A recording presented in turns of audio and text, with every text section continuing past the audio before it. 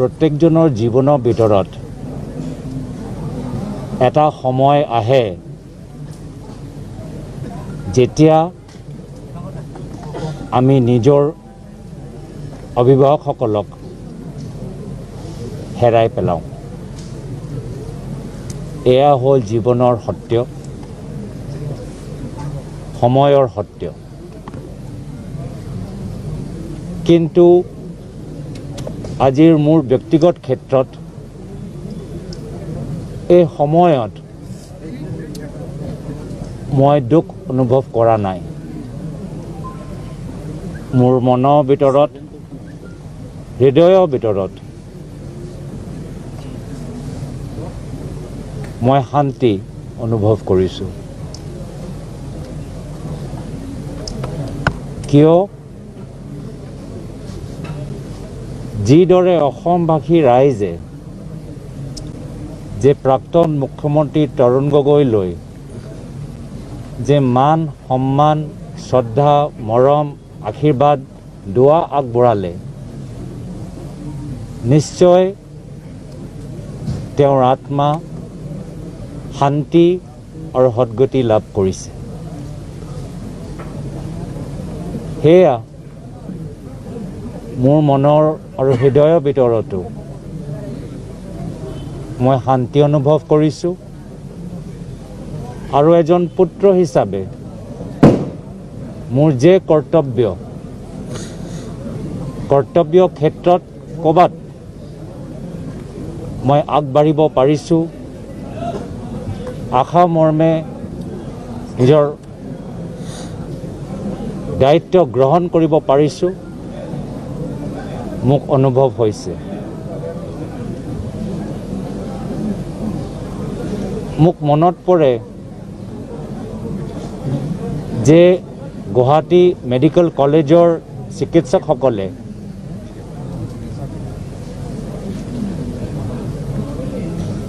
যি সময়ত প্ৰাক্তন মুখ্যমন্ত্ৰী তৰুণ গগৈ কথা কোৱা শেষ সময় আছিল,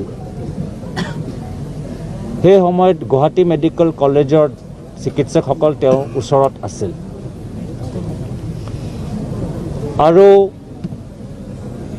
মোৰ কোৱা মতে, মোক শুনা মতে, তেওঁ অন্তিম বাৰ্তা আছিল যে প্ৰথমে তেওঁ তিতাবৰ যাবলৈ বিচাৰে।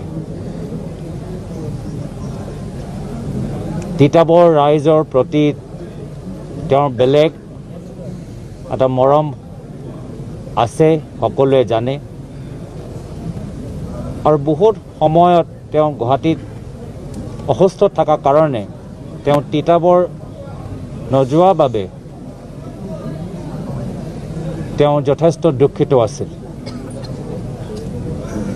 লগতে তেওঁৰ দ্বিতীয় আশা আছিল কি তেওঁ সমগ্ৰ অসমত ভ্ৰমণ কৰিবলৈ বিচাৰে। তেওঁ চিকিৎসকসকলক কৈছিল কি তেওঁ অসমৰ চাৰিওফালে যাবলৈ বিচাৰে। প্ৰথমে তিতাবৰ আৰু তাৰপিছত তেওঁ ক'লে কি মই চাৰিওফালে যাবলৈ বিচাৰোঁ।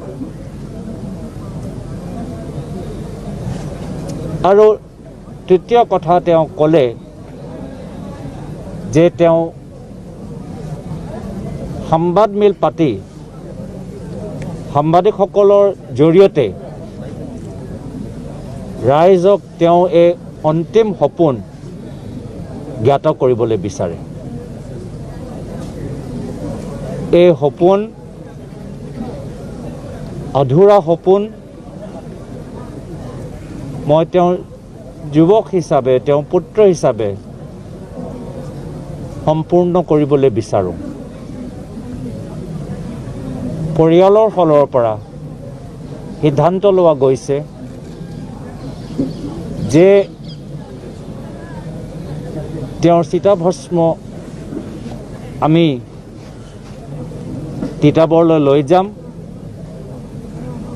আৰু একেৰাহে তেওঁৰ যে ইচ্ছা আছিল কি অসম তেওঁ ভ্ৰমণ কৰিবলৈ বিচাৰে,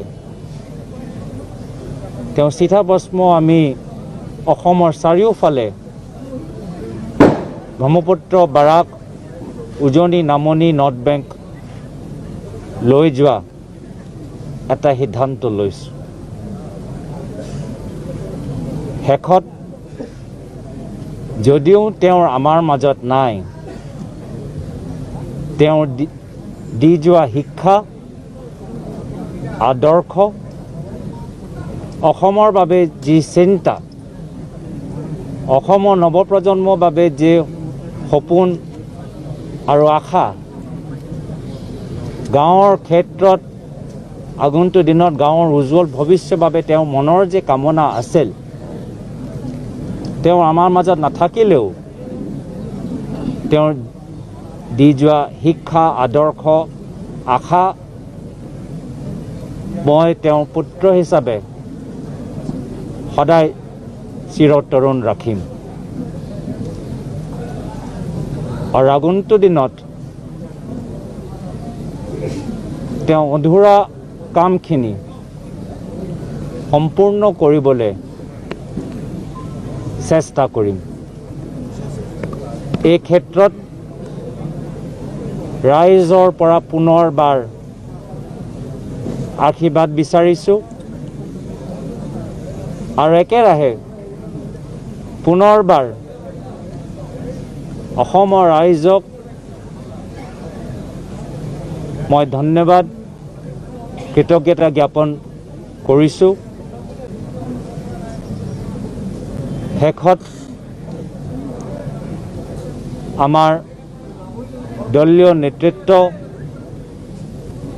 সোনিয়া গান্ধী ডাঙৰীয়ানী তেওঁ যে চিঠি সমবেদনা ব্যক্ত কৰিছে, ৰাহুল গান্ধী তেওঁ নিজে ভ্ৰমণ কৰি আহিল, ঘৰত আহি মোৰ মাকক লগ পাই গ'ল, আৰু আজি জিতেন্দ্ৰ সিং ডাঙৰীয়াও আহি এই অন্তিম সময় যে আমাৰ মাজত থাকিল, লগতে আমাৰ ৰাইজৰ, আমাৰ অসমৰ ৰাজ্যিক দলৰ নেতৃত্বসকলক তেওঁলোকে যি সহায় আগবঢ়াইছে, বিভিন্ন ক্ষেত্ৰত মই দেখিছোঁ আমাৰে দলৰ বিধায়কসকল তেওঁক নোকোৱাকৈ তেওঁ পৰিয়ালৰ এজন সদস্য হিচাপে তেওঁ বিভিন্ন দায়িত্ব নিজে গ্ৰহণ কৰিছে।